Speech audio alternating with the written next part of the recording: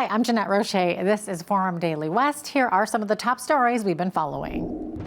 Mayors from several of Canada's mid-sized cities congregate in Lethbridge to discuss the opioid crisis. The $900 million arena for the NHL's Calgary Flames is proceeding on time and on schedule despite the threat of U.S. tariffs. Car companies continuing to manufacture in Canada receive exemption from tariffs on the U.S. This following reports Honda could move some production stateside. Thanks so much for joining us. Mayors from some of Canada's mid-sized cities have come to Lethbridge to discuss the opioid crisis. Officials from 28 different communities are taking part in a 3-day conference that began on Monday, led by the Canadian Centre on Substance Use and Addiction. They're working on developing a municipal-led playbook on substance treatment, prevention, and recovery. BCN's Landon Hickok has more. Elected officials from primarily small to mid-sized urban centres across Canada are taking notes at the Sandman Signature in Lethbridge this week. This gathering of municipal leaders aims to share ideas and practical applications for other municipalities to use in their response to substance use and abuse. Some officials say current models that are in place either for their community or province are not helping. So often the conversations are happening in and about, the Vancouvers and the Torontos and the Montreals of the country. And so we felt it was important that we bring together municipal leaders from smaller, more medium-sized communities so that we could be having this conversation and it be relevant to us in our context. So much of the toolkit, so much of the recovery model, the harm reduction models are focused around large urban environments.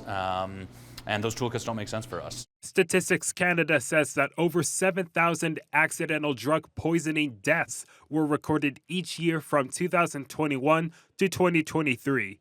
However, Lethbridge in 2024 witnessed a 63% drop in opioid deaths in a year from 2023.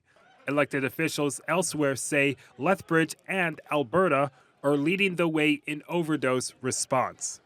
I'm very happy with what Alberta is doing. I think that they are the province to follow if we want to get as many people, save as many lives as we possibly can and get them on a road to recovery.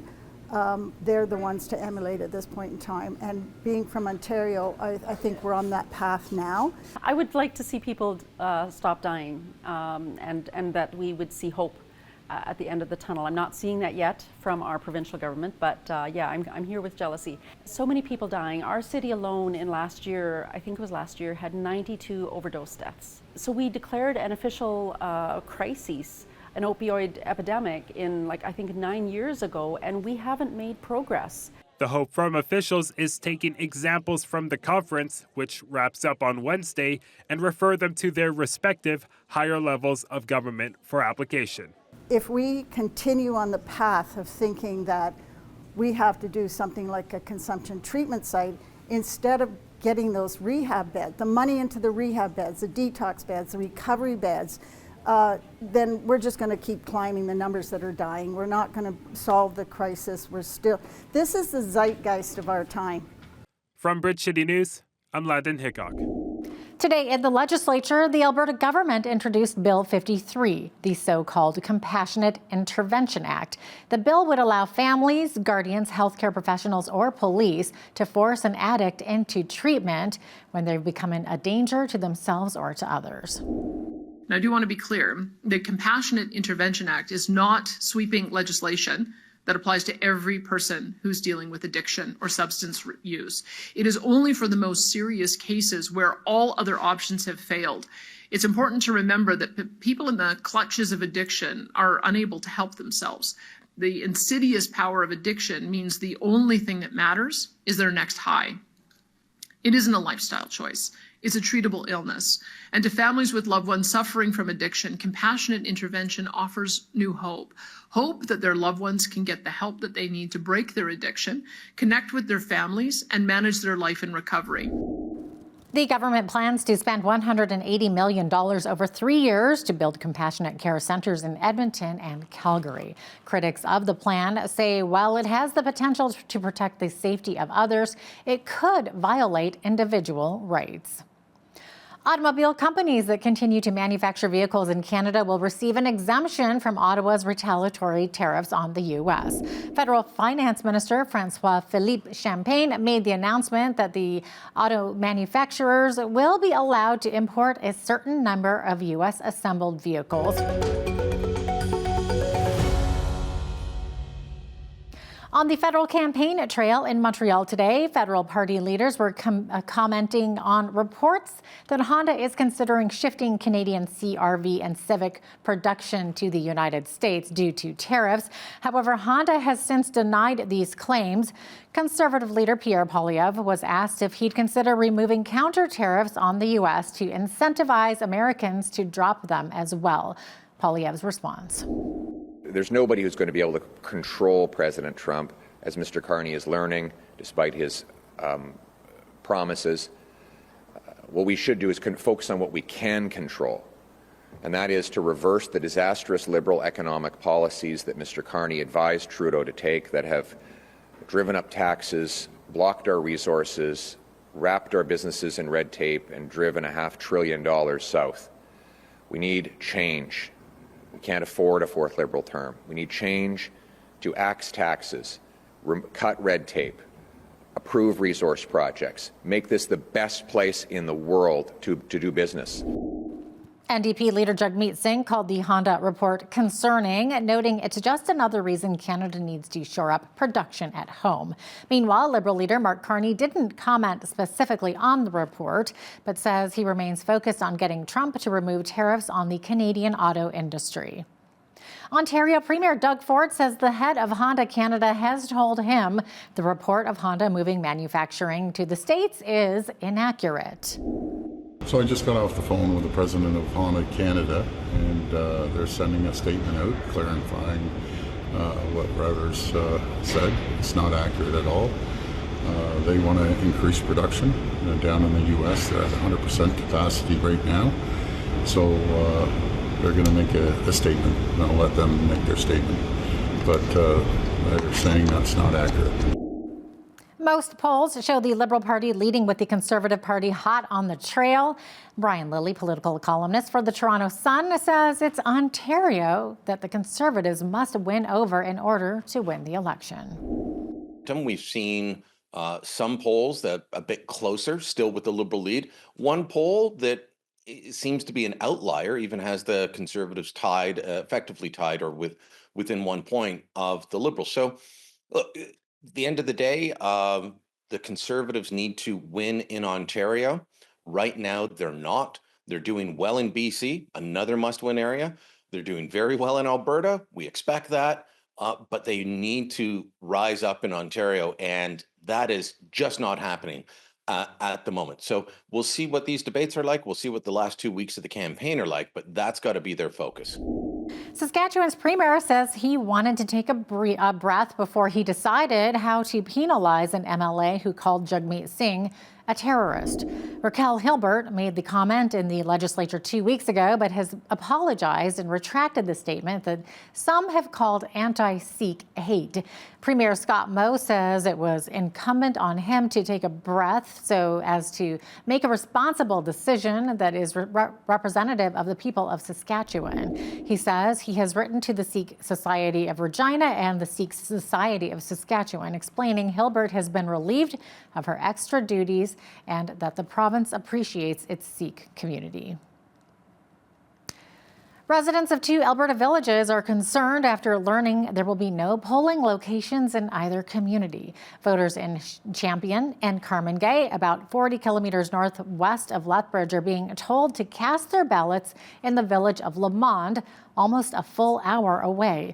Elections Canada says it's a byproduct of the recent redrawing of riding boundaries, and there are no locations within the communities that meet its requirements for polling locations. But some residents, including many seniors, say they can't afford to make the trip, and the move is forcing some to forego their democratic duty. The new $900 million arena for the NHL's Calgary Flames is proceeding on time and on schedule, even with the threat of U.S. tariffs. The new building, to be named Scotia Place, is scheduled to open in the fall of 2027 and will replace the Saddle Dome used by the Flames since it was built in 1983. Concrete and excavation were all done locally, and those are very significant contracts. I think we looked at Canada first as an example with the steel. Steel is being part of it being procured in Europe, and then it's shipped to Hamilton, and that's where it's being fabricated or manufactured. So any opportunity to avoid having even some of the suppliers having to avoid going through the U.S. through their U.S.-based companies is something that we look at. When we return, we'll have more of the top stories from the West with Forum Daily West.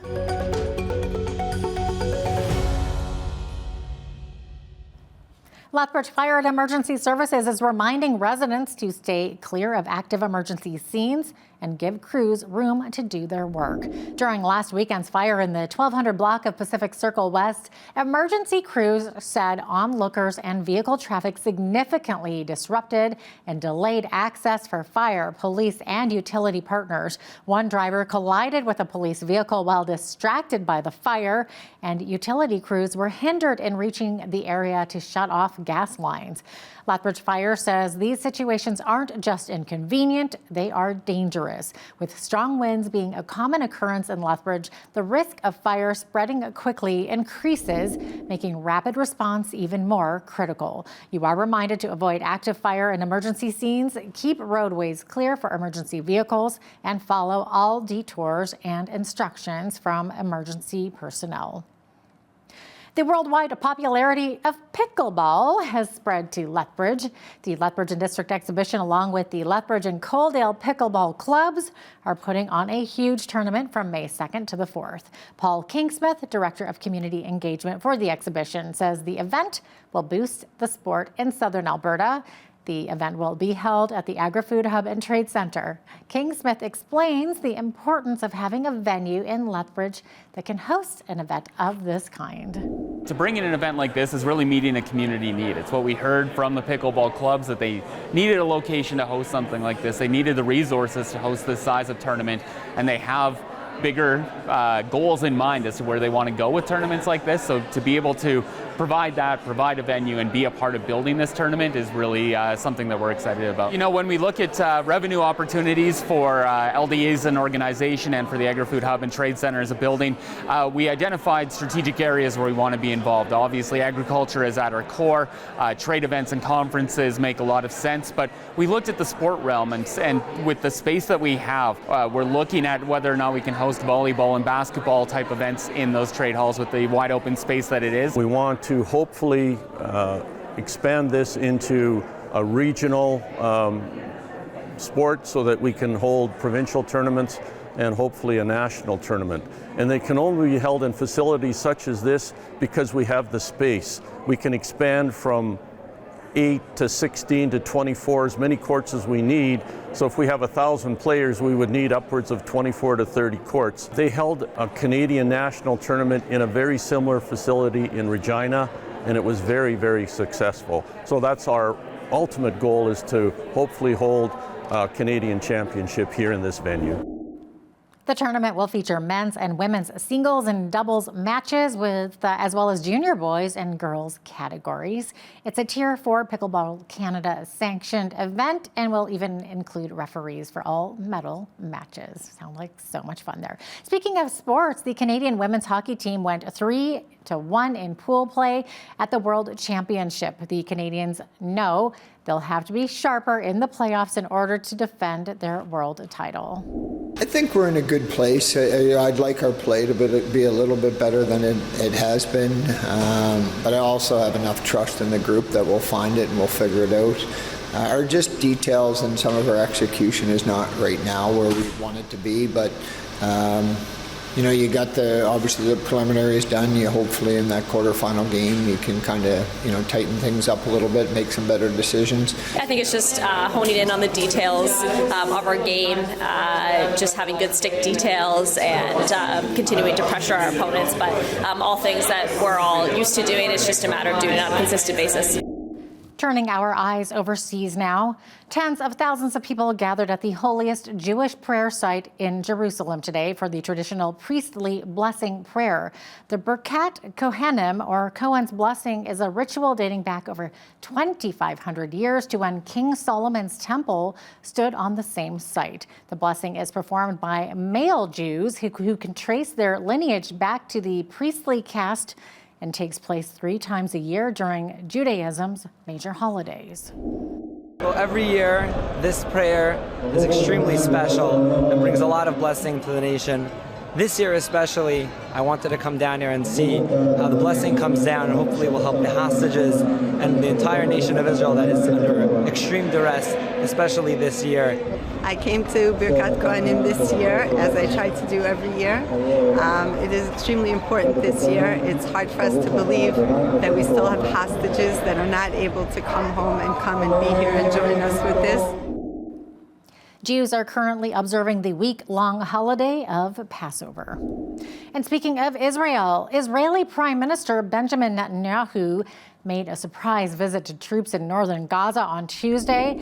That is your Forum Daily West report. I'm Jeanette Roche. Thanks so much for watching.